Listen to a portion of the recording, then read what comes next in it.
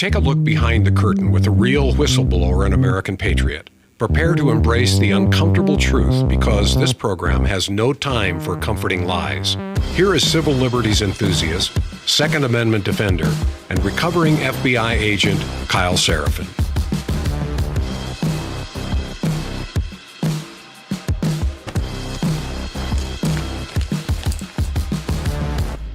Well, hello, my friends, and welcome to the Kyle Seraphin Show. Today's Friday. It is March the 21st. It is a friendly Friday, but not one that you are used to. We're bringing on my buddy Garrett O'Boyle in just a moment. We're going to tell his story. I told it yesterday. I think yesterday, maybe the day before. Either way, whistleblower from the FBI. If you guys don't know his story, this is a great opportunity to catch up on it. And we're also going to be talking about maybe the hottest and most amusing topic that I can find: fraud, waste, and abuse. It seems like that Donald Trump is defining his second term in trying to rid the government of all the crap that we hate in government.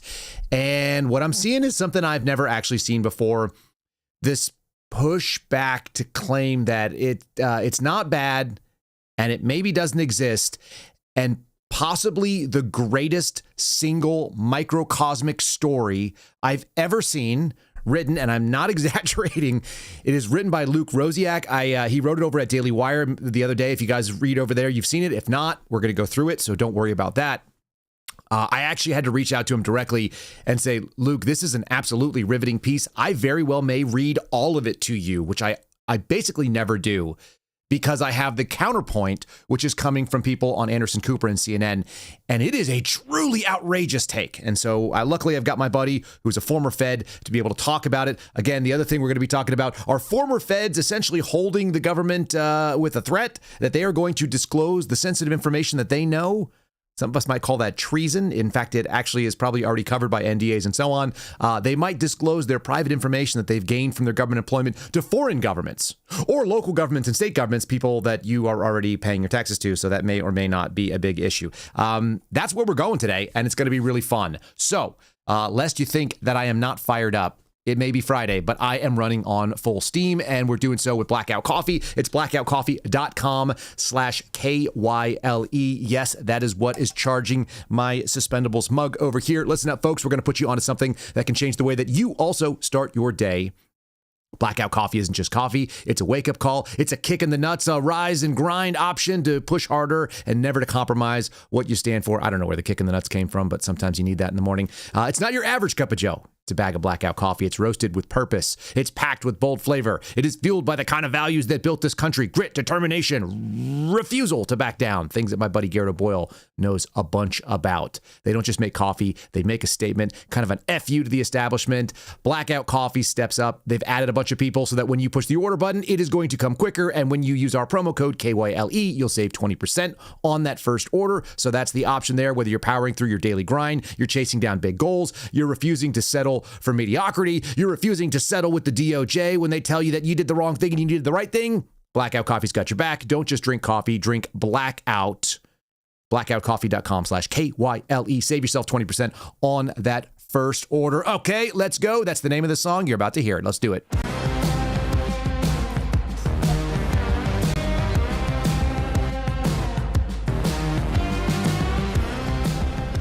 All right, now, and as promised, here is a fellow beardo, my friend GOB Actual. You can follow him on social medias, particularly Twitter and True Social. GOB Actual, Garrett O'Boyle, welcome to the program. Good morning, my friend. Good morning, sir. I am not Steve Friend, but it's a friendly Friday nonetheless. Thanks for having me on. I'm going to adjust your audio because I got you coming in a little bit hot, my man. Coming in hot.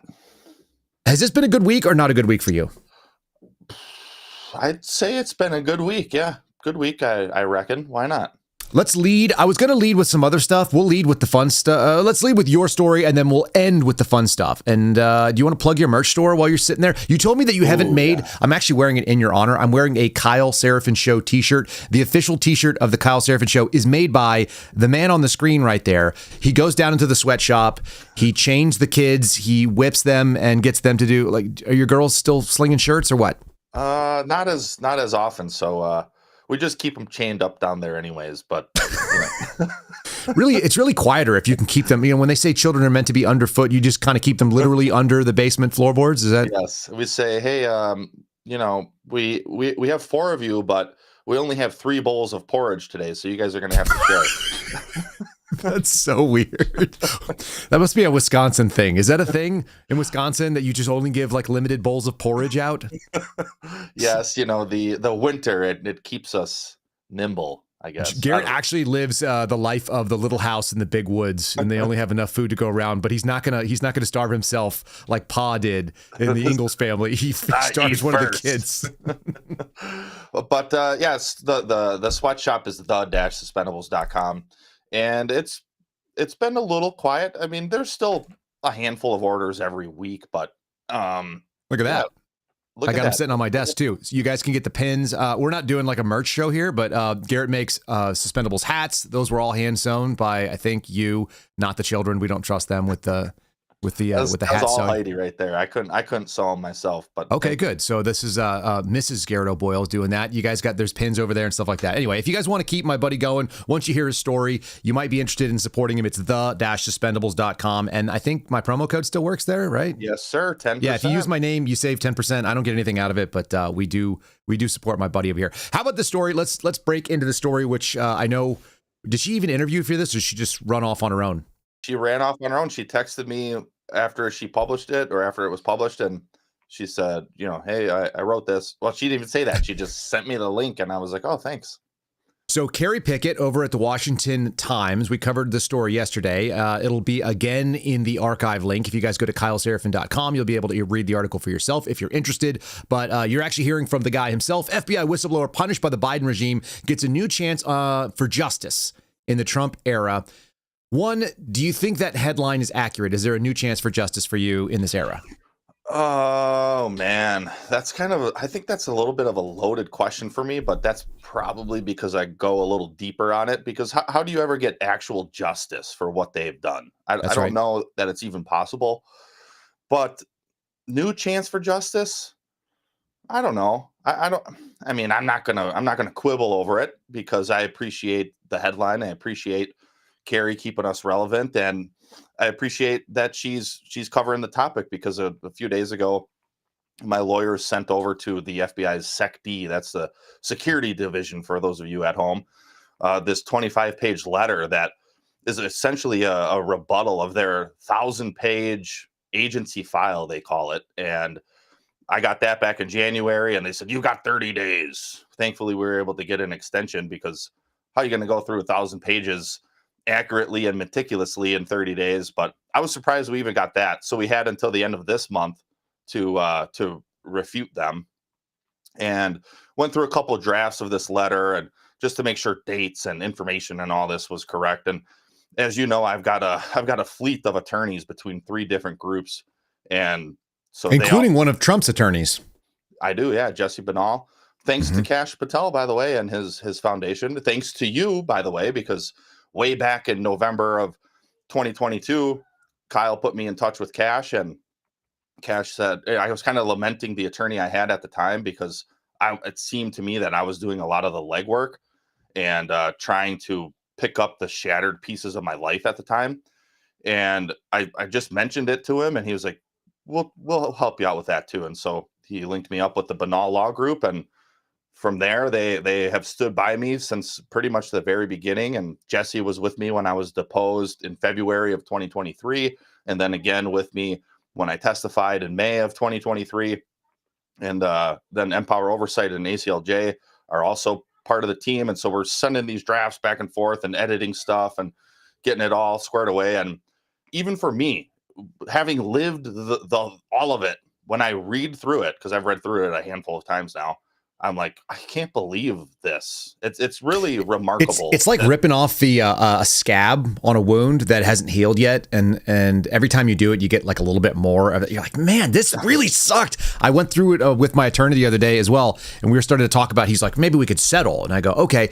And then I start reading, and I go, the settlement options that we're even talking about are absolutely absurd. They're totally nuts when you think about it. Financial compensation for the things you went through, and then I was like, I straight up shit my pants in the parking lot of my job because I was so anxious that I couldn't even walk into the office. Like, that's not normal either. The stuff that we've lived through in the last couple of years is pretty wild, and we're not exclusive to this. We actually had a first-time caller to our call-in show last night, And when he was talking, he was like, I don't know. He's like, did you ever receive the vaccine? Because I got some stories about vaccine stuff. And I'm like, oh, brother, how interesting. There are people that are starting to listen to this podcast because we talk about news, we talk about culture. A lot of that stuff's interesting to people.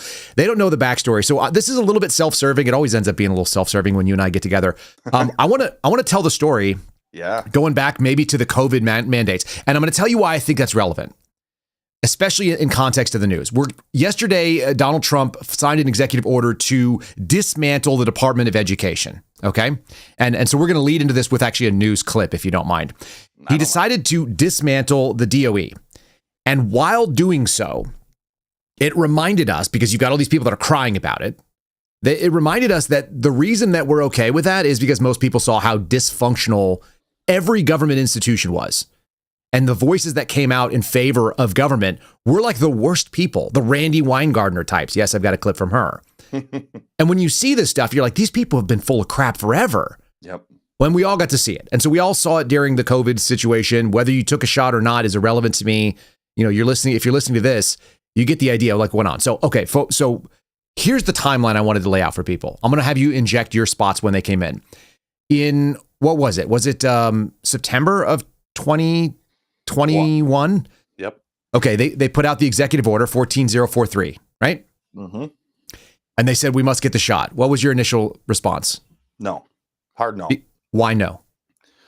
It's interesting. Heidi and I were just talking about this. That's my wife. For those of you who don't know, my wife's name is Heidi. And just yesterday, and it was, I don't know. I think I put the blame, if you want to use that language, on the Holy Spirit, because I've gotten all sorts of vaccines in my life. You have too. I was in the Army. You were in the Air Force. They jab you with all sorts of stuff. Knowing what I know now, I probably would have resisted some of those back then, but I didn't know. I didn't care. I followed the science and the experts. But when this COVID jab was getting unrolled, because think back prior to Executive Order 14043, you had Krispy Kreme saying, hey, if you get a shot, we'll give you a free donut every day for a year. You had like people like de Blasio eating a cheeseburger up on stage saying, oh, isn't this awesome? You're going to get a cheeseburger. Maybe we can throw some fries in with that. And so as soon as they came out with the carrot, I was like, something's off here. Why are they pushing this so hard? Yes. I'd already had COVID, and there weren't bodies piling up in the streets. And I was like, I'm relatively healthy, and I've got comorbidities. I got asthma. And I'm like, but I'm young, relatively young. I'm relatively healthy. And I'm like, I don't think I need this. I don't want it. They're pushing it so hard. And then they came in with the stick. And the stick was, when they put out that executive order, up to and including removal from federal service if you don't take it. So that was the actual verbiage in there. Okay, so you filed a religious accommodation request. You said the Holy Spirit. I felt the same way. I haven't fought against anything like that or said, hey, this is a total no-go, but it immediately looked like a no-go to me. And then we found out a lot of the pro-life implications, fetal cell lines, and so on. There was a lot of like weird undercover journalism going on. This was the same time what they were going after guys that were investigating Planned Parenthood out in California, right? There was a lot of this stuff that had popped up. And so when that happened, I ended up putting in the religious accommodation request. You did the same. And then I ended up going to Congress in October, letting them know, like, now they're investigating parents at school board meetings. And that thing, the accusal was never that they couldn't do that. By the way, you can always investigate parents for some reasons. You work domestic terrorism. You understand that there's interstate threats. You've had guardian leads and stuff like that. So we'll talk about that in a sec. But what we realized is that the attorney general was lying. That's what I felt like. Mm-hmm. And so I had those two things happen simultaneously. You and I interacted first when? October 21? October, yeah. So October brought those initial protected disclosures from you, which I didn't know at the time. And then I was brought into the resistance signal group that you created. That was tiny. Even think of that group at its peak. It was only 10% of those that were a hard no on the quote unquote vaccine. Yeah, like 1% of the FBI, slightly less. Yeah. And so I was brought into that from a friend who knew you and knew me. And that's when we, quote unquote, met. And then it was off to the races from there. I think early on, I was pretty active in that group. I think you recognized that. We started messaging directly. And then I want to say it was sometime in November when you told me that you had taken things to Congress. And that had been percolating because I had been beating my head against the wall with the chain of command. And I'm like, they're not listening, but they're telling me that they agree. And I make these good, valid arguments as to why we shouldn't get it. And then I would say, okay, well, what are you going to do about it? And then they'd say, well, we're just going to follow orders because headquarters is telling us whatever. And then again, I was like, this is a hard no. You guys are doing the wrong thing. You're trying to prevent me from doing the right thing, and you're refusing to do the same right thing that you know is right, including my supervisor who got the vaccine. He told me someone to mandate this, but it's being mandated, and we're being told. My boss said the same.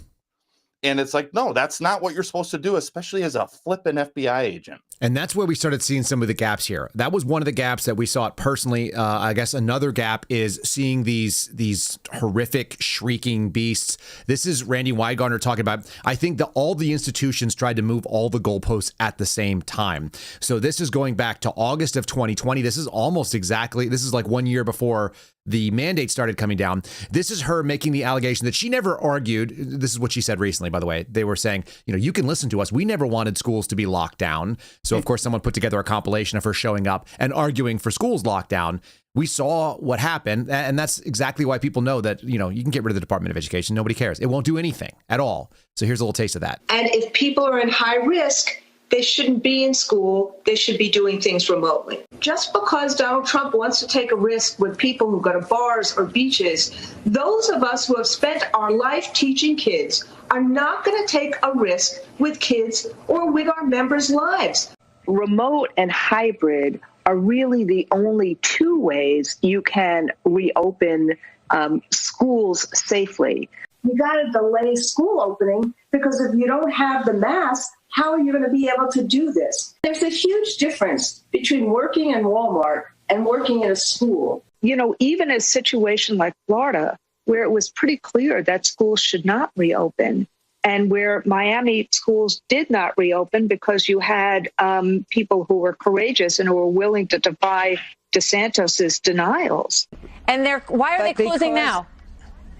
Martha, they're closing now because what the city said, and frankly, what lots of other places are also seeing, is a huge skyrocketing increase. Okay, now you're not listening to me. Yeah, you're not answering the question. Here's the best thing. She always says, for all of us that have given our entire lives dedicated to helping children and teaching them. Do you know how long Randy Weingartner was a teacher, by the way? Probably 6 years, and then she started getting promoted. Yeah. She was a teacher for 6 years. She makes $500,000 a year, just like our FBI executives. She was actually a full-time teacher for only 3 years, and then she was a substitute teacher on an ad hoc basis for about 3 years after that. From 1991 to 1997, that is the single biggest advocate now for teachers. And it just shows you how disconnected from the reality that these people are, and she was one of them. There's another little clip I was going to play you from the 5 the other day. This is actually a pretty good takedown. This is Jessica Tarloff basically saying that when you dismantle the Department of Education, no one's going to keep track of special needs children because nobody cares about them if you're a Republican. And of course, Gutfeld's like, yeah, we don't give a shit. We don't care about them. And she was like, thank you for saying it out loud. The worst people, as Steve Friend always likes to say, these liberal leftists. So I want to play this too. This is when these people debase themselves because they immediately assumed bad motives. The same as you not getting the shot. It was because you didn't care about grandma, obviously. Yeah, clearly. Right. It had nothing to do with your own personal convictions. They always acted like you were somehow bringing, something that was going to only affect you. They made it about themselves. This is that weird narcissistic thing that we see. So I'm going to play this real quick, too. And when I hear Republicans out there talking about their plan for education in America, I don't hear them talking about making sure disabled kids have access to a public education. I don't hear them talking about impoverished kids. We're against it. I know you are. Thank you for admitting it on such a public forum. Send their kids to private schools. I am going to tell you. All number right, one, I'm ready. Number one, we are one nation under God, and don't make a joke about that. Do you think there should be Trump Bibles in public schools? Number two is the issue that the Department of Education has wasted $100 billion a year. So cut the crap. You yourself admit they don't do any education. Now, you say that Trump is not dismantling. He's already dismantled with Doge. And let me make one thing also clear. Department of Education was created by an executive order by Jimmy Carter as a payback to the unions. Subsequently, Congress came in and created it, and we're going to end did it the same way with an executive order dismantling it, subsequently finished by a decision by Congress. Now, let's be real clear. All of these issues, as it relates to Pell Grants, special needs, all that stuff is being moved to different departments within Washington. So they're acting like they're like destroying something when they're just going like, no, we're going to move the relevant parts out. We're dismantling some of the administrative state, which is exactly what you'd hope they would do. In any case, it's just kind of fun. This sort of disingenuous. Everybody saw them move the goalposts. Everyone saw them lying about it real time. Do you remember how many times we saw the FBI, specifically the DOJ sort of animal, change the reasonable accommodations website in a period of 60 days? Do you remember? Because we were documenting it. I was trying to remember last night. I don't remember off the top of my head, but I think it was at least 3 times and maybe even up to like 6. It was. I thought it was like 19 times. Am I totally crazy that they did that in like 60 days? I might. You know what? Actually, I'm crossing my wires with the testing. How they changed that. They changed the testing protocol at least 3 times. Yes. Yeah. Because it was once a week. Then it was every 72 hours. Then it was back to once a week, and then it was. I think back to 72 hours again, and then you had to have a witness. Then you didn't have a witness. Then the witness could be done telephonically. Then you could FaceTime your witness. You could phone a friend or something, and everything was all a HIPAA violation. The whole things were nuts. Exactly. So yeah, the reasonable accommodations website. I think you're right. It's something like that, and I'm sure I have it somewhere in my EEO. I know we saved it, and like I said, for some reason I think it was like 19 times. They kept changing. They moved the goalposts on us, so it didn't matter when it was talking about COVID. We knew that they were talking about the stuff, and then the other stuff that you and I were calling out were legitimate fraud, waste, abuse, or abuse of statute. They were doing things that were patently illegal, like violating the First Amendment or the Fourth Amendment. So as we were bringing this stuff to Congress, they were coming at us. Here's why I want people to understand this. I'm actually going to take the screen for a second. I'm going to give you a breather. The reason why I think Garrett is such a brave person, folks, and I'm going to editorialize on this just a bit. I went forward in October and I told the people about it, and then I immediately was removed in November. And Garrett had the opportunity to back down. He could have walked away from fighting with the FBI and not taking it on, because I was told I couldn't come back into the office when I took a hard stance. And then I actually had my badge and my gun taken in April of 2022 after it looked like everything had blown over. And Garrett continued, like the yet he persisted moment that the libs like to talk about. He kept doing the thing that he was doing, and he brought more information to Congress. And then they came after him finally in September, November of 2022? September of 22, yeah. Because I was in the middle of a transfer, which even that you play a big piece in, because you had done your SOG time at WFO, which for those of you who don't know, that's just a surveillance squad. And the FBI out of the Washington field office. Sorry, I'm gonna debunk acronyms. Yeah, FBI had created this new national level team, and they sent out a canvas for it via email to all special agents. I saw the canvas and I was like, that sounds kind of cool. And I had been a case agent for 4 years. I'd been on the SWAT team for 2, and I'm in tiny little Wichita. Which, don't get me wrong, we loved it there. As far as our family life goes, it's probably some of the best years of our life, minus COVID and all the crap with the FBI with all that. But before we knew I was going to get suspended and we're leaving Kansas, we just had Lucy, our youngest, who's now 2.5, which is freaking nuts. And but she was 6 weeks old, 2 weeks old. Yeah. Yeah. When we left, she was 5 days old. We came back here to Wisconsin to visit, and we were here for like a week. So she was about 2 weeks old when I showed up in Virginia. I show up on my first day, hadn't yet closed on our house there. FBI knows all this because the government's intimately involved with your transfer when you do this type of thing. Right. And I get suspended, and I get accused of leaking all sorts of stuff to the media. The big thing they were focused on was the Project Veritas issue. And then they also brought up some school boards issue, which both of those things are things I took to Congress. And so I was like, well, I kind of see where this is going. So I told them, well, I took those things to Congress. That's what's called the protected disclosure. And so I have protected status as a whistleblower, and they go, well, these things are separate. And at that moment, I was like, all right, I'm not going to be giving any more substantive answers to these guys, because clearly they are just trying to find the man, and they found him. And so they're going to do whatever they can to get rid of him. And they did. Now, the thing that people probably don't necessarily know, and just because it's not their life, they're not living it. But I went out to go talk to James O'Keefe in May of 2022. I flew out there unbeknownst to you, without consulting with you, took information that you had given to Congress, and I ended up handing it off to Project Veritas on my own. I'd already been suspended forever and told that I no longer had any duties or any obligations as an FBI agent. So I took that to heart and I went and used it that way. Obviously, they decided they couldn't get me anymore, so they wanted to come after you. And they did so. That was what they accused you of. Do you remember what you told me when you sat down for that first meeting with these agents that are investigating? Essentially, they're investigating me, and they're trying to either get you to acknowledge that you did the thing, they thought maybe you had done it, or they were trying to get you to out who did, right? They were, yeah. They were, they brought up the interview and they said, have you seen this? Do you know who James O'Keefe is? Do you know who Project Veritas is? And it's like, who doesn't? And two, I'm working domestic terrorism. How would I not know these things? Because one, I pay attention to the world around me. Two, I pay attention to what the FBI is doing on a national scale, especially when it comes into the public domain. And three, I've got sources and cases of my own where you talk about these things and they come up, and you do yourself a service as an law enforcement officer to be aware of what the heck is going on in the world. But I don't recall precisely what I told you. I'm fairly confident they asked you, do you know who this guy was? And you're like, no, but whoever he is, like, he was kicking ass or something, or he did the right thing, so he should be proud of himself. And apparently they were pissed off that you were in favor of whatever it was. But I know they came directly at you. And I don't know, did you know that I had gone and done that interview at that time, or did you find out after the fact? You must have known at that point in time, because that was in November. Yeah. I think I knew by then. So yeah, September. You didn't know when I went and did it, though. Is that correct? Because correct. You didn't know that it was. And did you know after I did it? Because I know we met up sometime in DC. Okay, you did find out after the fact. Because I was there for that tryout in Quantico.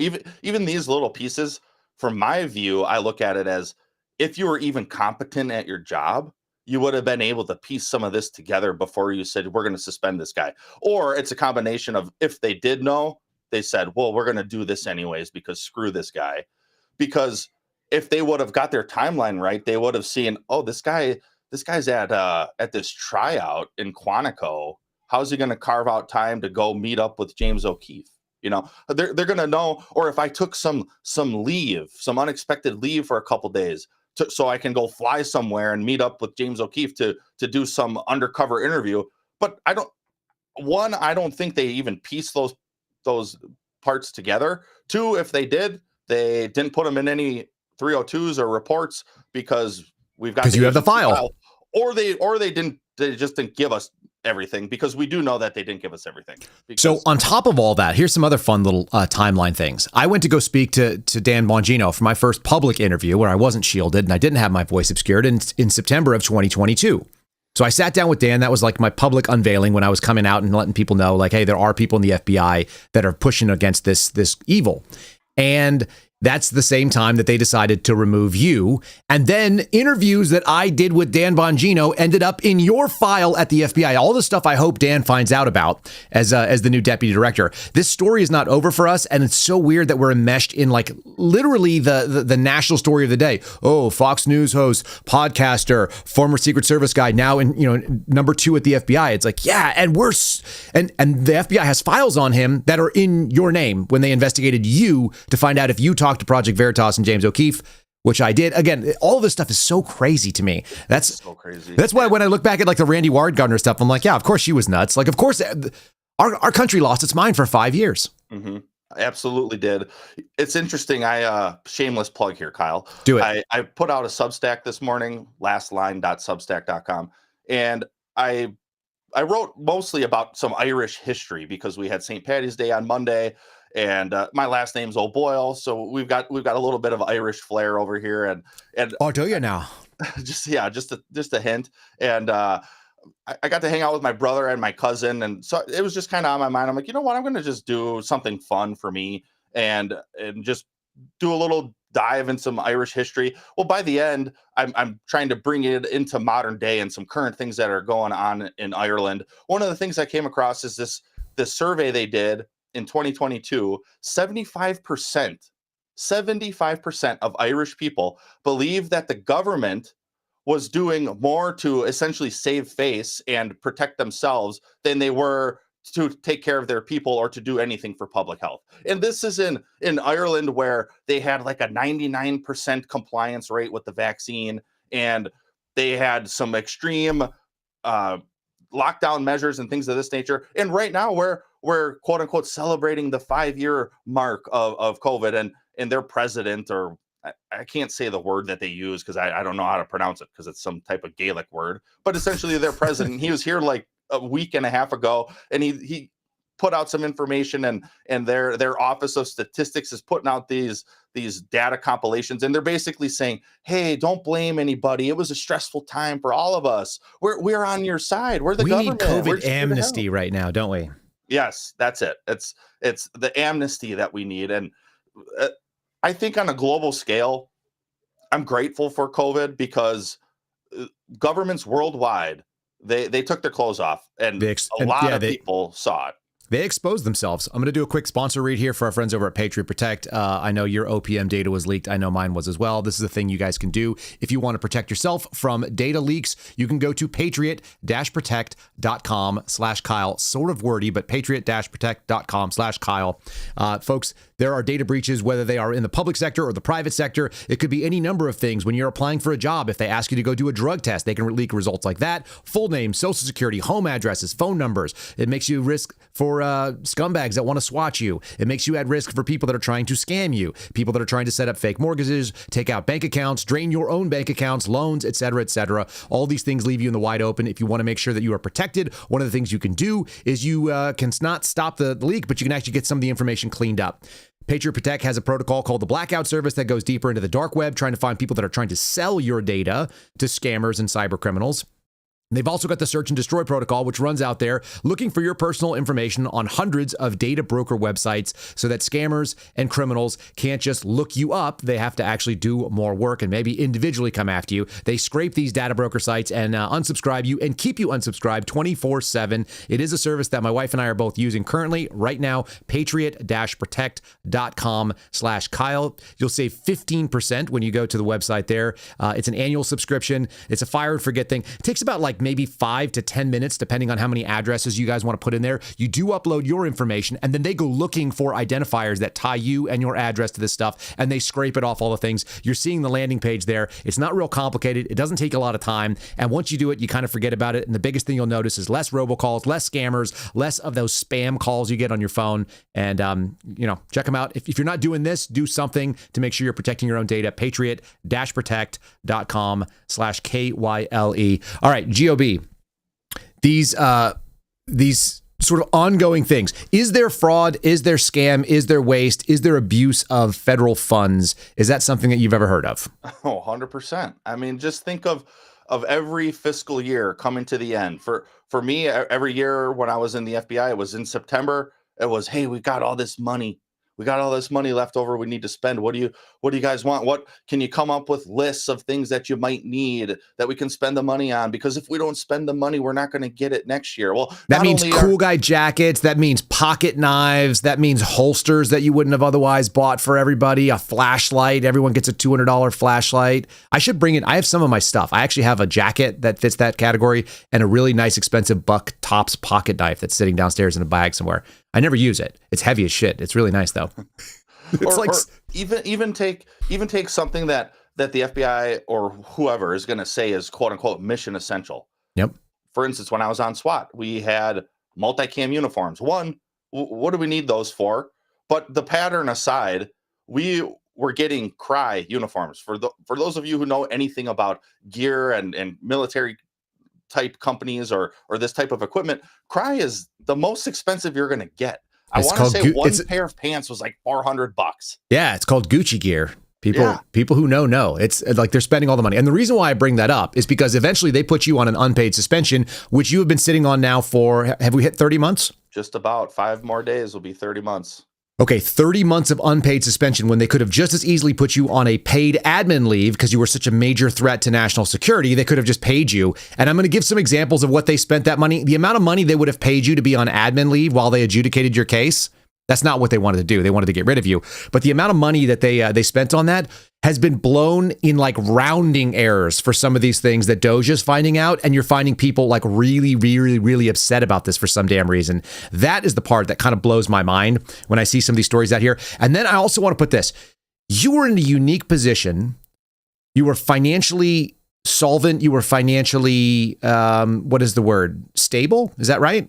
Yeah, we were stable enough. Thankfully, we've always been somewhat frugal, so we tapped into savings, and in a way, we were lucky that we didn't close on our house in Virginia, because I think it was a little more than double what we had sold our house in Kansas for. So we had the sale of our house in our bank account still, so we were okay. But still, it's not enough to live on forever.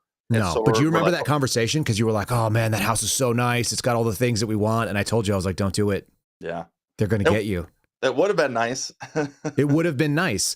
Here's the story that I'm putting up, and this is the reference here. One of the things, and this is actually the lead story that I put for today's thumbnail. Foreign adversaries, private sector, state governments may swoop in and recruit fired federal workers, experts say.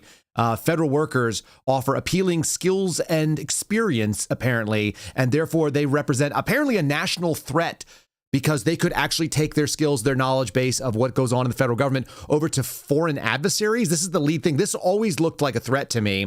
Mm-hmm. It's shocking. You haven't had a paycheck in 30 months. Let's say the government of, let's find Israel, wants to hire you to do some consulting work. Are you going to work for Israel? Are you going to work for Yemen? Are you willing to work for, the government of Poland, a friend, an ally? Are you going to go work for a foreign government, Garrett, if they offer you money?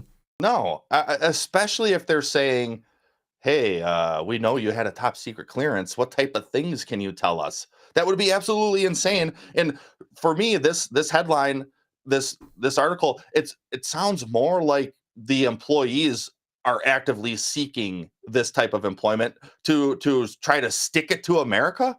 How much more anti-American can you get? If you want to talk about anti-Americanism for a moment, Marcus Allen, another suspendable who Steve and I testified with, they literally accused him of having anti-American sentiment. Right. The guy was a Marine, then he was in the FBI, and he's anti-American now because some Democrat somewhere says so, or somebody in the FBI is where it originated from says so, because that's the adjudicative guideline they used for him, that he was anti-American. And now you have all these fired federal employees who are actively seeking, or at least willing to go work for foreign adversaries, maybe going to work for France or England.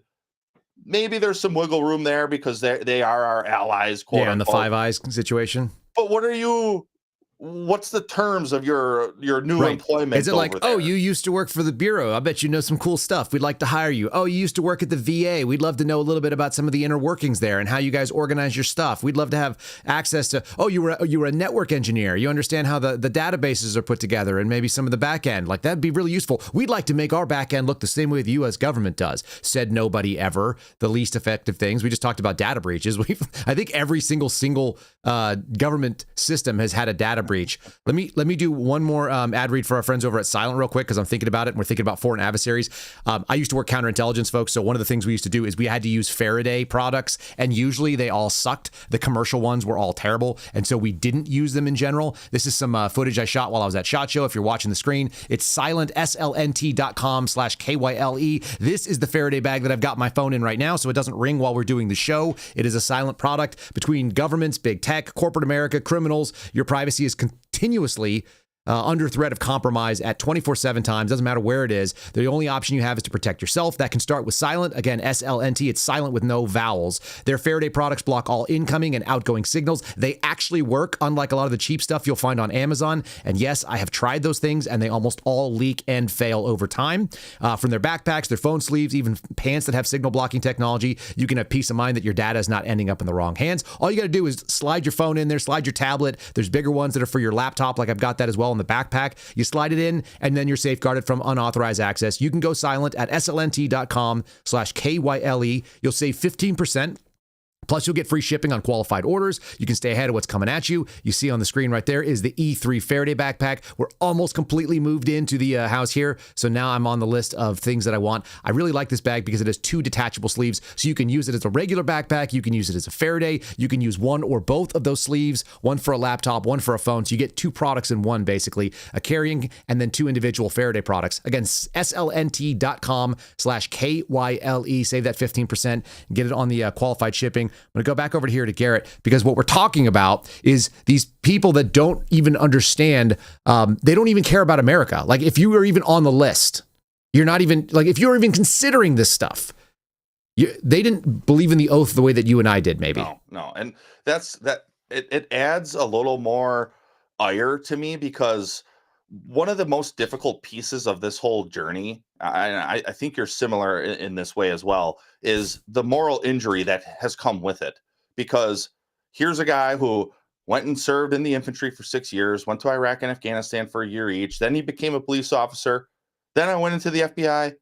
And every time I took that oath, twice in the Army, when I first enlisted, then when I re-enlisted, then when I became a police officer, then when I was sworn in when we graduated from Quantico, every time I took that oath, it deeply meant something to me. And the opportunity that I had to serve my nation was, at that point, or at those points, was the pinnacle of my life, until getting married, having kids, at least my professional life. And I looked at it with grave honor to be able to make it through these rigorous processes, especially the FBI. It's a difficult process to get into. When I first applied, I didn't think I had a chance at all to even make it all the way through. And then when I did, and then when you walk across that stage and you swear in and you get your gun and your badge, and then after having all already done the Army, the police, all that stuff, I really was awestruck. And many days when I would put my gun on my hip, my badge right next to it, and put my creds in my pocket, I would think, holy crap, man, I'm an FBI agent. I've made it. I've made it to this point, and I still have the honor of being able to serve my country. I've long said our country isn't perfect, but just because something isn't perfect doesn't mean that we should not strive to do what is right and what is good and what is honorable and what is decent and what is going to move the ball forward for us as a nation. Just our little piece. And then to see these type of people who just wantonly will betray their oath because they got fired by the orange man, because he's doing what the people voted him in to do, which that's what happens in this country. You vote for presidents to carry out an agenda that you want.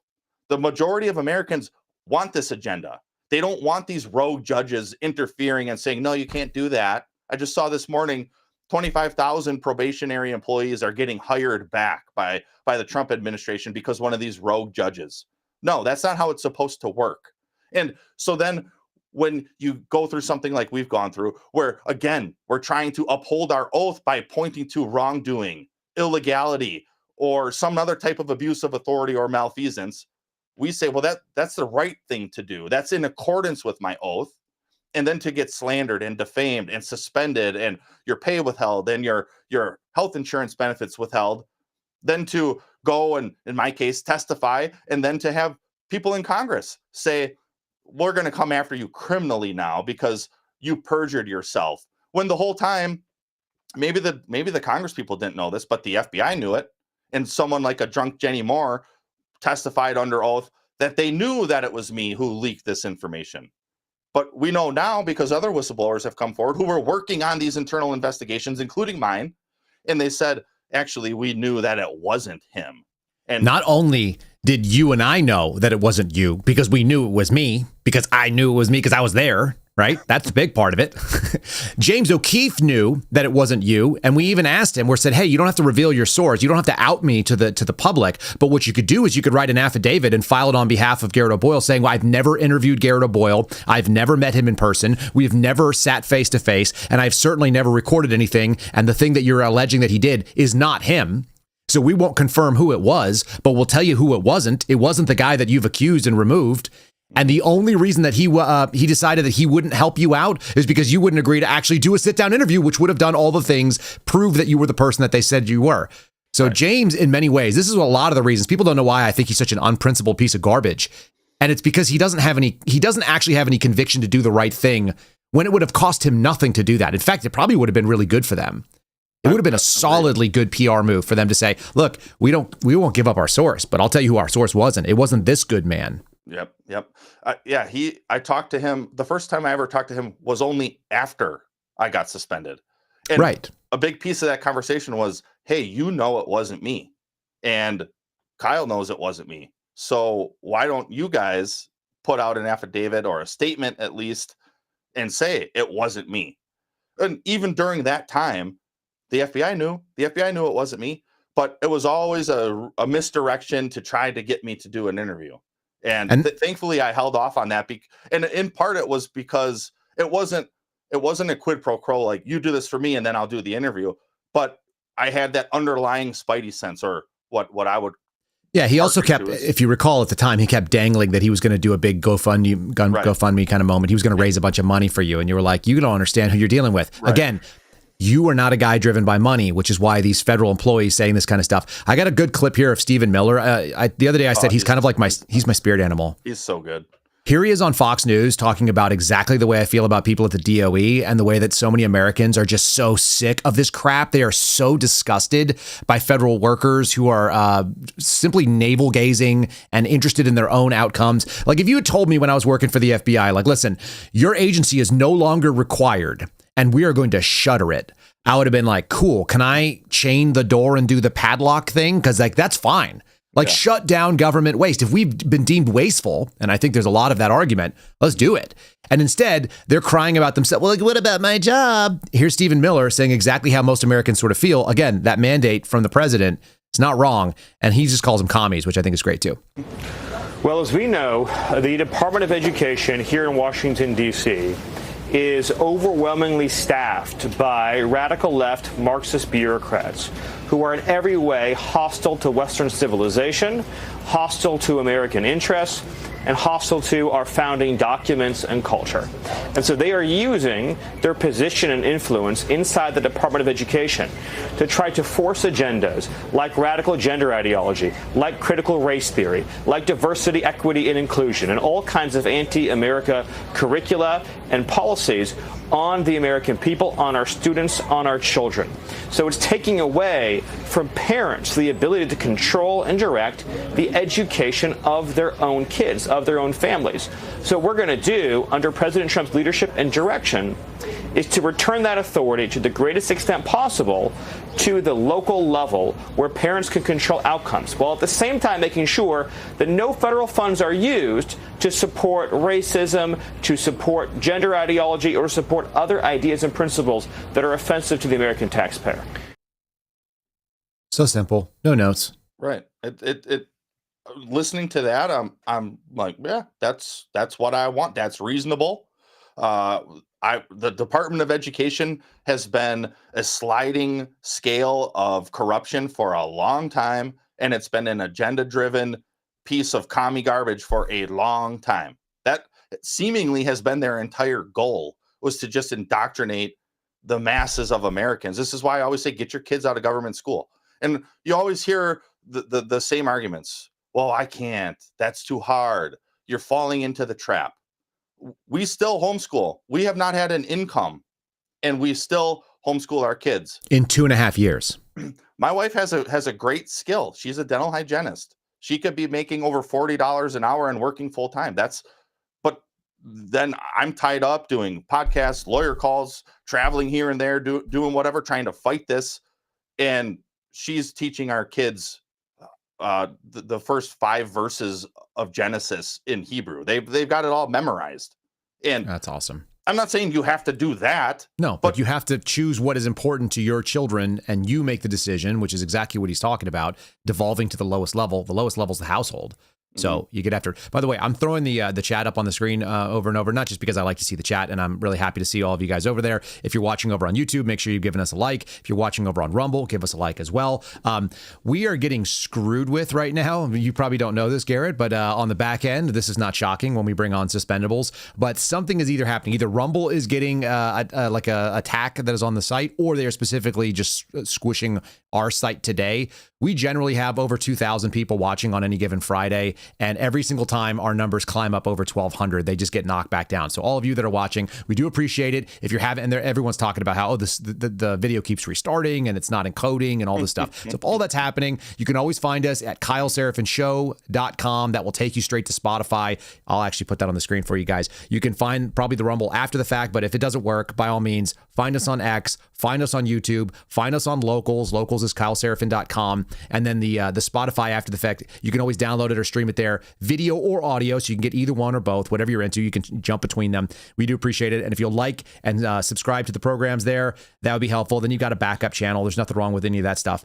I want to get into this crazy thing, if you don't mind. And this is even crazier, but this has to do, I think, with waste. This has to do with the Department of Education getting shut down. This has to do with personal preferences. And for me, the analogy here is how much money is blown on stupid, unbelievably ridiculous things, and they can't pay my friend Garrett, who's sitting across the screen from me. Guys, they could pay Garrett's salary, which wasn't a maxed out GS-13. They could have paid him for the last 30 months, and it would have been a rounding error in this story. Did you read the thing that George Hill sent us the other day from Luke Rosiak? I did not. Okay. I'm trying to debate. Let's set it up with a clip. Here is a man named Michael Lewis. He's an author, so he knows a lot of things. He's talking to a very, very serious person whose name is Anderson Cooper, who used to be a VJ when I was a kid, and on MTV. He used to walk around on MTV. Yo, MTV rocks. And he's talking about how it would be very difficult to accomplish fraud in the federal government. We're going to just giggle about this first, and then we're going to read the single craziest story for the next probably like 8 minutes or so from Luke Rosiak. Here is the first argument. There is no fraud in the government. It would be almost impossible. When people throw around insults about the federal bureaucrats, they're really revealing they don't know what goes on in the federal government. It's a mind-bendingly complicated place. It's doing lots of different things, some of them very well and some of them less well. When you go in, one of the things you notice is how hard fraud would be to perpetrate. Waste is different. Waste is a little complicated. And there are all sorts of inefficiencies that are not really the fault of the workers. It's more the fault of the structure of the system. But like you can't take a federal worker to lunch and buy them a turkey sandwich. They just won't take the money. They're watched every which way, and they're just conditioned to be very, very careful about what they do financially. And like if you said to me, Michael, you got to go write a story about fraud, I would much rather go look for it in a private company. Much more likely to find it. You think it's easier to find fraud in a private company than in the civil service? Oh yeah. First reaction. People believe this crap. People watching CNN believe this. It's unreal. It is unreal. I can think of in the Army, fraud and waste. I can think of at the police department, fraud and waste. I can think of fraud and waste in the FBI, some of which we took to Congress. And what about this? Do you remember a congresswoman named Cori Bush? She got voted out recently. She was part of. Yeah. Did you know that she was just accused of fraud? Her husband just got hit with wire fraud. I'm not surprised at all. Do you know why? She spent several $100,000 from her congressional staff money to pay her husband to be her bodyguard. Here she is talking about how important it is and her basic grasp of this. And then we're going to go to this Luke Rosiak story, which I'm going to read you, which is the most incredible example of fraud. It's an entire agency that's only purpose is apparently fraud. It exists for no other reason. And they were doing all the things that guy said. Forget your turkey sandwich. They were actually paying themselves $85,000 a year for call centers that didn't have phones, things like that, to themselves. Here we go. Here's Cori Bush talking about how important it is that she's protected, though. There's definitely no fraud in the government. I'm going to make sure I have security because I know I have had attempts on my life and I have too much work to do. There are too many people that need help right now for me to allow that. So if I end up spending $200,000, if I spend $10 more on it, million. You know Oops. what? I get to be here to do the work. So suck it up, and defunding the police has to happen. We need to defund the police and put that money into social safety. The wealthy should pay their fair share. Yes, wealthy should pay their fair share. What is a fair share? What percentage? So you're saying that you're saying that they're paying their fair share is what you're saying? No, I'm asking what percentage is a fair share? Their fair share, the same. If a third of my money is going to taxes, then I think a third of their money should be going to taxes. Well, it does. I'm trying to understand because you realize the effective tax rate on the poor is less than it is on the rich, right? Okay, so first of all, I'm not the poor. I'm not poor. I'm so very I don't know. close to that line, She's but I'm not the poor. Okay, so We're the effective tax rate on the middle class is less than it is on the rich, correct? What fair share would you like to change the tax rate to on the wealthiest what percentage of Americans so it's a fair share? So let's say the wealthy 1% could pay, let's say if they paid, let's just give them 45%. Right. So they actually... We are all now dumber for having listened to that. Or 100% dumber. The husband hold on. Do I actually have that? Do I have that slide? Maybe not. I may have not made that a slide. Without any other data point, if you simply just look at the national debt, you can make a strong argument and assumption that there's boatloads of fraud, because a nation that is as wealthy as ours should not be in any debt. We should have a surplus.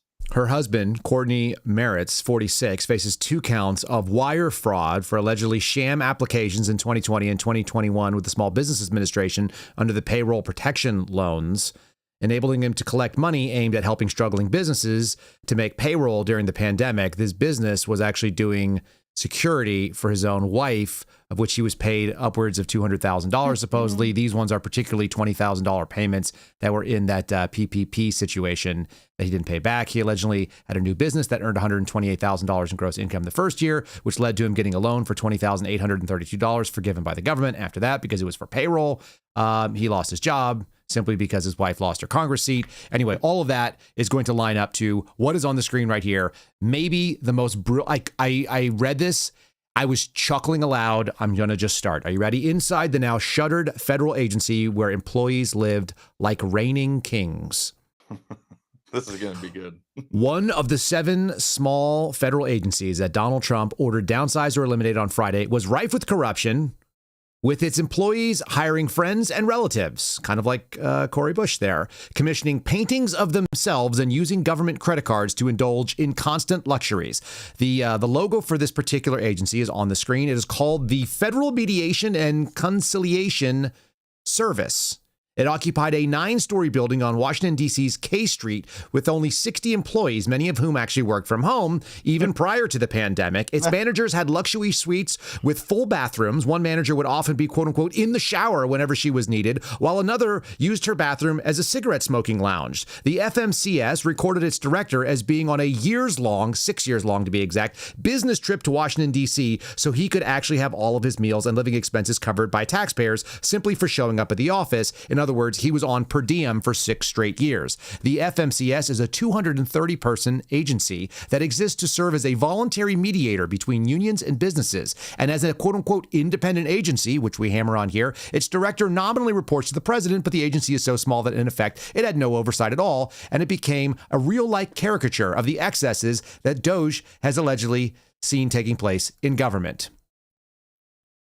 And judges want these people to have their jobs. And they want to get rid of Doge, and politicians are completely okay with firebombing Teslas and Tesla stock dropping. But let's keep reading, because this is not the fun part yet. It seems quite clearly to exist for what they're supposed to be doing. What are they supposed to be doing? They're supposed to be listen. They're supposed to be there because someone might need them, and then they're there if they're needed. Copy. Yeah, no, they're actually, he goes into what it does and what it doesn't do. Their entire expenditure, it seems like, is promoting the fact that they exist so people might use their service, which tells you how little they're needed. The FMCS, it seemed quite clearly to exist for the benefit of those who were on the payroll and not much else. You see, he led right into where the next paragraph is. One employee told me, quote, Let me give you an honest truth. A lot of FMCS employees don't do a hell of a lot, myself included. Personally, the reason I've stayed is that I just don't feel like working that hard. Plus, the location on K Street is great. Plus, we have all these oversized offices with windows. Plus, management doesn't seem to care if we stay out and have a long lunchtime. Can you blame me? End quote. The top FMCS official, a guy named George Cohen, used a recreation and reception fund to order champagne and $200 coasters for his office. To purchase artwork that was painted by his wife, the tiny agency commissioned paintings of its top employees. As one employee told me, quote, "They were like reigning kings or something. I've never seen anything like it before." It spent $2,402 touching up a portrait of someone who briefly held the top job in an acting capacity at the agency. FMCS employees unblocked their government credit cards to turn off the typical abuse protections and then used them to apparently fund personal expenses and simply bill anything that they wanted to the federal government. Meanwhile, I just want to remind you, the guy on the screen with me, Garrett O'Boyle, not paid in 30 months. You got a thought on this yet? Because I'm going to get more. I could have touched up that painting. Yeah, that would have been more than my salary for 1 year. That would have been more. So I can do that. One employee leased a BMW. Another, the IT director, James Donnan, billed the government for his wife's cell phone service, for cable TV at both his home and his vacation home, and even had them pay for his subscription to USA Today. Employee Dan W. Funkhauser, that's a great name, used his FMCS card to rent a storage unit next to his house in rural Virginia, which was 2 hours away from the office that he supposedly worked at, which is also used to store personal possessions such as photograph albums of his dog, Buster. Funkhauser, also spent $18,000 at a jewelry store next to his house and then destroyed all the purchase card records, leaving the agency an audit found. Wow. We're getting warmed up. Like, I'm just warming into this. Luke killed it. I read this entire article. I never read an entire article. I scan.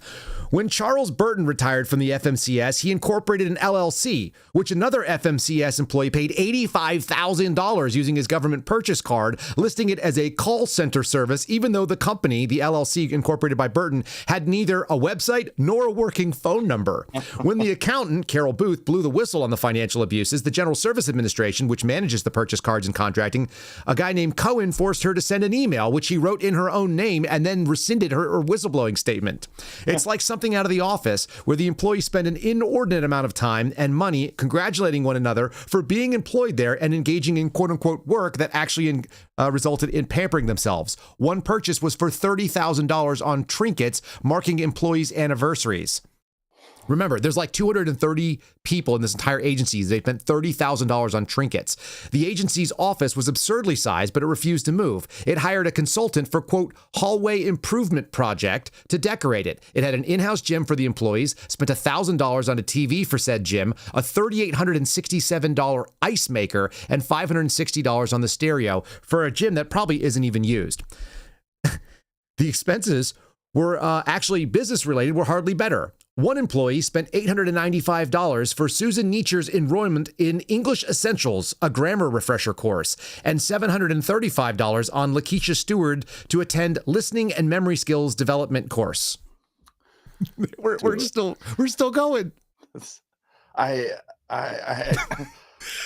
no fraud in the government. We need more Doge. There is no fraud in the government. FMCS used federal jobs as a spigot for cash for friends and families and relatives as well.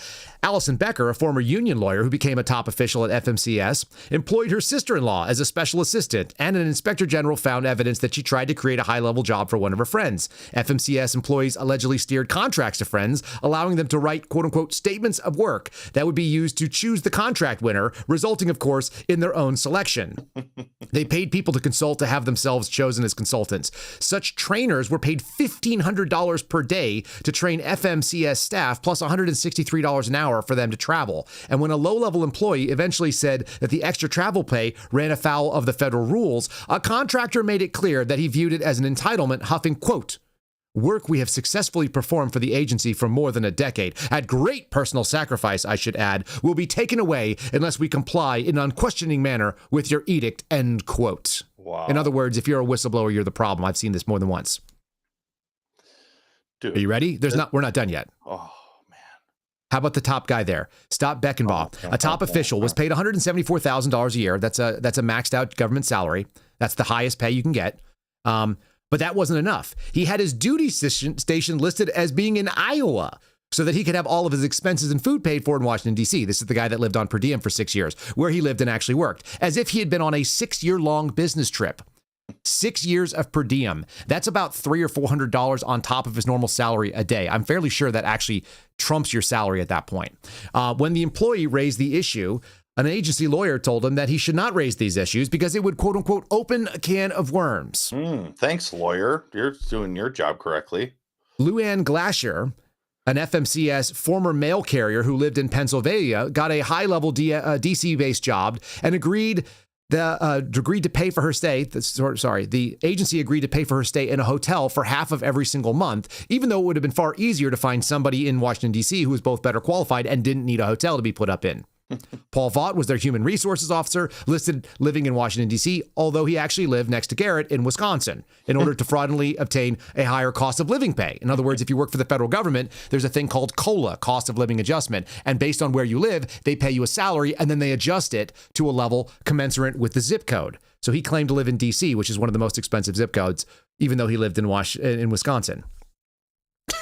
Dude. You ready? It's good. It keeps going.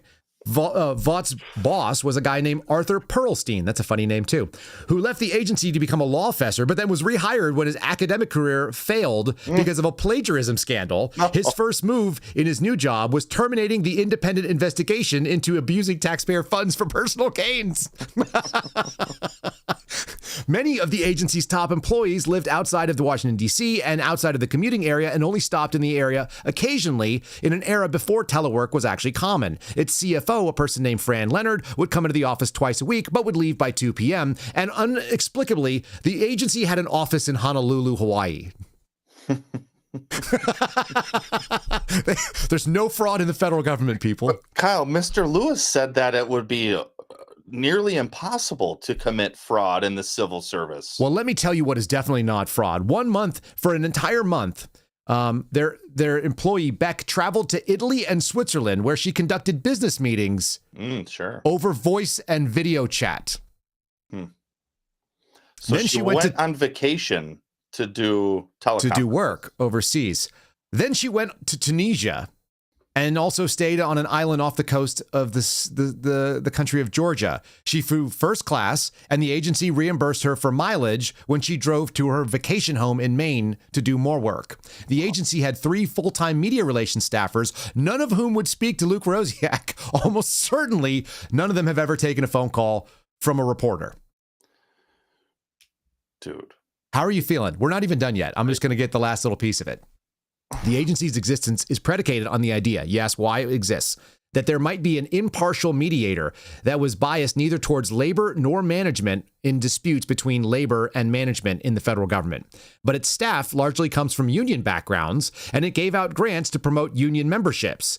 But it was too incompetent to do much ideological damage because the employees' comforts were far more important than helping out the unions. Anyone could request a cash grant from the agency, and with only the requirement that they mention some nexus with a union, however tortured it was, they seemingly randomly assortedly gave out giveaways to private businesses.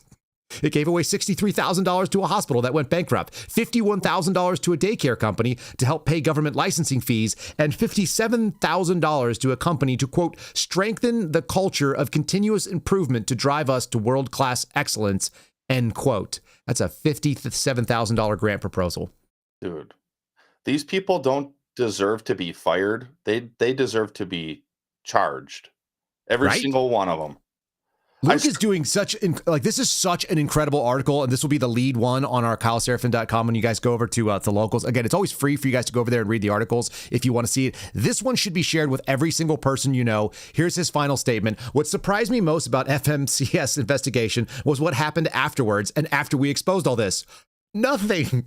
An inspector general made the referral to the FBI, but there were no prosecutions. Exactly what you just said. Instead, President Barack Obama nominated a chief subject in the investigation to have the top job. The person who was investigated for fraud became the person who was the top person there under Barack Obama. A decade later, Donald Trump has done what even the agency's own management said should happen.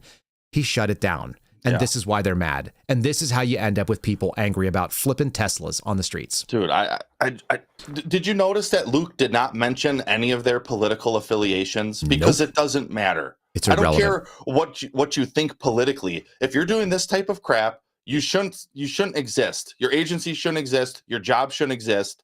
You should be in handcuffs. And I don't know if I've ever met a person who, if they listened to that or read that, how could you possibly walk away from that and say, but Donald Trump is the enemy? Well, now it's Elon Musk. Elon Musk is the enemy, obviously, and that's how you get people like this is how deranged and tribal you have to be. Here's Chuck Schumer saying that the people that voted for this, they need to be straightened out, potentially with violence, is what it sounds like. You tell me. You used to investigate threat cases. We talked about it earlier. Is this at least an allusion to a threat? Here's Chuck Schumer, the Senate Minority Leader. This is one of the most senior people in the entire Democrat Party. We are mobilizing in New York. We have people going to the Republican districts and going after these Republicans who are voting for this and forcing them to either change their vote or face the consequences. This is a long, relentless fight that we fight every day. And I am confident that we will bring Trump's popularity, numbers, and strength down if we keep at it and keep at it and keep at it. Dude, you're not supposed to lead with dude. That's not professional. Come on, man. Dude. I'm not a professional. I'm essentially I don't know what I am. But you're a guy who hasn't gotten a paycheck in 30 months while people are given $57,000 to strengthen the culture of and continuous improvement towards world-class excellence. He said, change their vote or face the consequences. I know. What are those consequences, Chuck? I think it's the whirlwind that you experienced. Didn't they threaten that for the, doesn't that mean assassins show up outside your door like Brett Kavanaugh? I think so. Okay. So when you think of the First Amendment and you think of protected speech and unprotected speech, you could point to incitement because of his position. You could point to probably not fighting words, but you could point to speech integral to criminal conduct, not protected, because we've seen criminal conduct. And I would really like to know the people who are firebombing Tesla dealerships and rubbing their ass cheeks on Teslas and whatever else is going on criminally, many protests that divulge into criminal behavior. I want to interview these people and ask them, what politicians have you listened to? Have you listened? Well, that used to be your job. You don't get to do that anymore. You actually used to work and had cases in domestic terrorism where you could actually suss out whether or not it actually fit that. You mentioned firebombing. You mentioned rubbing butt cheeks on it. That's the new thing. Putting feces on people's cars. It's eventually going to escalate into interpersonal violence. Would you agree? 100%. Here's what it looks like, folks. This is just a thing I found from a local Fox channel. I think it's useful. I put it out on social media earlier today. I want you guys to be aware of it, and I want you to do what you need to do in order to make sure you're making good decisions. Like go out there, get some force-on-force training, carry a weapon, et cetera, et cetera. Check this out. Here we go. Angry because she was driving a Tesla. I was thankfully by myself. Lee was on the way to a doctor's appointment in Linwood Wednesday morning when she says all of a sudden a driver behind her just laid on the horn as they came up to a red light. Things spiraled out of control when a white SUV followed her and cut her off, stopping in the middle of the road. Gets out and walks straight up to my window. So I cracked my window and I said, what is the problem? And he goes, you need to sell your car. This is a Nazi car. You're driving it. You need to sell your car. Lee says she's been driving a Tesla for the last 2 years. She says a man wearing a camouflage jacket and a ski mask attacked her for it. It's really sad, that this is what's happening to people who honestly, it doesn't affect how I believe or what I believe. Just the car I drive. Being in Seattle, climate's important, our footprint's important. This seemed like the right move for our very busy family. This, however, isn't the first incident or act of vandalism reported. My favorite is that there's a big billboard that says there is evidence of God. And meanwhile, she's over here talking about climate change and other lefty nonsense. She's clearly like a lefty. She clearly voted for the alternative. She's clearly on the side of like anybody that wants to destroy a Tesla, and they're going to eat their own. Anyway, your thoughts on seeing that? That to me brings in use of force at that point, especially if you think of her stature, her capability. You don't know what this guy intends. Nope. If you can't drive around him, drive through him at that point. Because he zips in front of her, stops his car, so she has to stop, gets out, appearing to in a menacing way. Right. These are all things you can take into consideration. And now he's approaching you. Also, don't crack your window. What are you doing? No. These people are completely unhinged. We've seen it over the last handful of years, how more and more unhinged they become. Well, and it also escalates. We saw it happen. It starts off with property violence. It always ends up in personal violence. So, folks, if you don't have a plan, like what do they always say? The failing to plan is planning to fail. Mm-hmm. It's a classic, easy thing you can hear from military and law enforcement. But if you don't actually know what's going to happen, if someone decides to stop in traffic and get out of their car, you will not come up with a great answer in the moment. If you have already decided what's going to happen next, you're either going to drive through them, as you said, you're going to be prepared to pull a weapon and judiciously point it and use it if necessary. But somebody was like, I'll just put my gun in their face. I saw someone say that on social media. It's like, you're going to get a gun taken from you and you're going to end up dead. Don't do that, please. Please figure out what it looks like when you have a justifiable use. As Garrett just said, know what your left and right boundaries are. Know what your personal capacity is to actually use it. And if you don't plan on using a weapon, don't introduce a weapon into the situation. You're much better off driving around the person and making them jump, because that person does not mean anything good to you.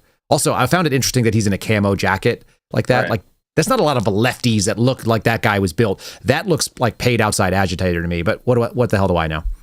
Yeah, or maybe somebody who says, okay, how can I masquerade as something that I'm not? Oh, I know, I can buy some hunting gear and a baklava to hide my face, and then I can go on these attack sprees. And you see it a lot with like Jussie Smollett type cases. Yep, that's right. They were wearing mega hats. Yeah, you're trying a little hard for me in Seattle. I don't know that there's a lot of dudes in Seattle that are wearing like Realtree and also putting on a balaclava and doing that. So anyway, just being aware of what the threat environment looks like right now. And it's going to continue because there's no other way around it. Like, these people have just sort of lost it. They have no rudder. Actually, I'll give you my last favorite story that I saw. And this is maybe the best story that I've seen. This is from NBC. The Bidens are offering to step back in and help out the Democrat Party. Oh, gee, I can't wait. I'm not even going to read it. It's just hilarious. There's nothing funnier than thinking that guy who got booted from his own party because he sucks is going to come back and try to save them. And they might actually do better if he did, to be fair. His incompetence was better than what we're seeing now. Yes, bring the auto pen back, because he's completely incompetent, maybe even incontinent. But probably both, to be fair. Yeah, I think so. Think of this. Maybe this is just Biden hubris, but the Democrat Party is polling at 27% approval right now. And you're going to bring back Joe Biden. He was a slight lift. He was in the 30s. Yeah, he was a little better. Or you're going to, I don't know how many bottles of wine Kamala has had by 11 a.m., but probably more than 2.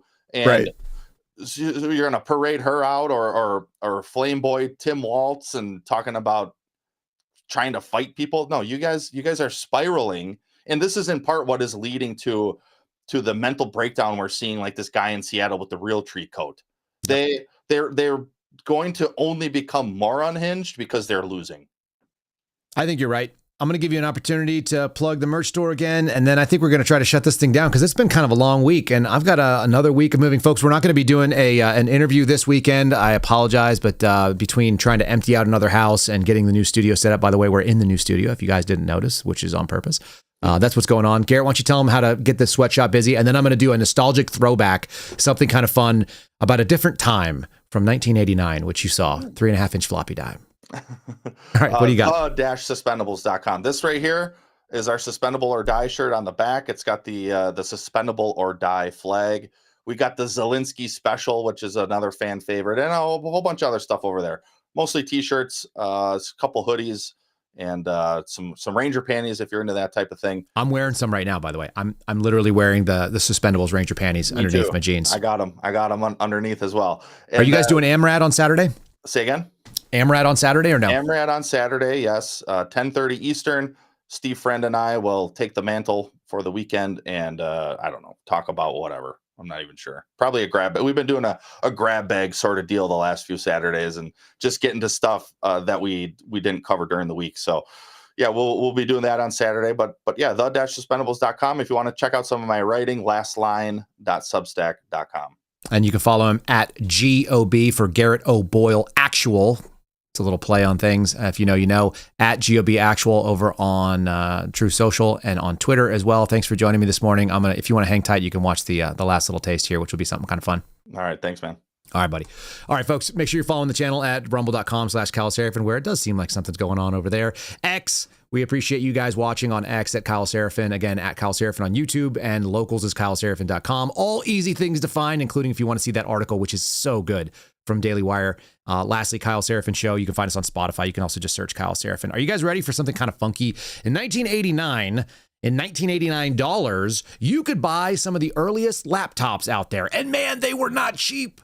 I think money was worth a lot more in 1989. I was only like 8 or 9 years old, but doggone it, this seems highly expensive. $10,000-$12,000 for 16 colors and all your regular ports. Anyway, I just found this nostalgia kind of fun. So enjoy this little palate cleanse of a different time, back when we weren't all sitting in front of computers and carrying around smartphones. Real quick, what's the prices here on these three machines we've seen, Keith? This one's list price at $49.99.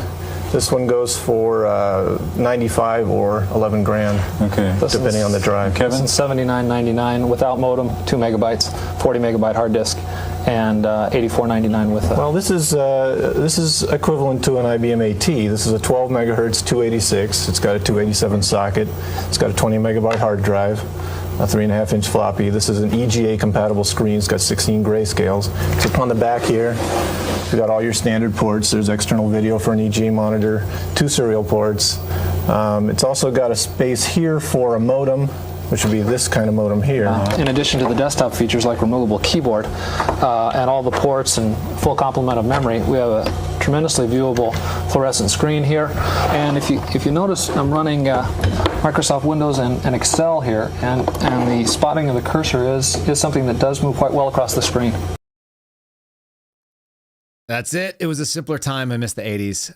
It was a good time to grow up. I'll say that. I know all of you that lived through it thought similar things. Same thing about the 70s, different times before my time, but still, isn't that funny? What a weird thing. How much things have changed, how much the technology has changed, and also how much the price of these things have gone down.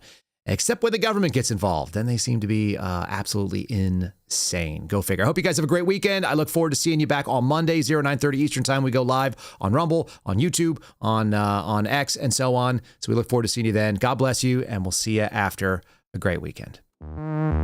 Thanks for listening to the Kyle Seraphin Show, streamed live weekdays on rumble.com/Kyle Seraphin. Follow Kyle on Twitter, Truth Social, and Instagram at Kyle Seraphin.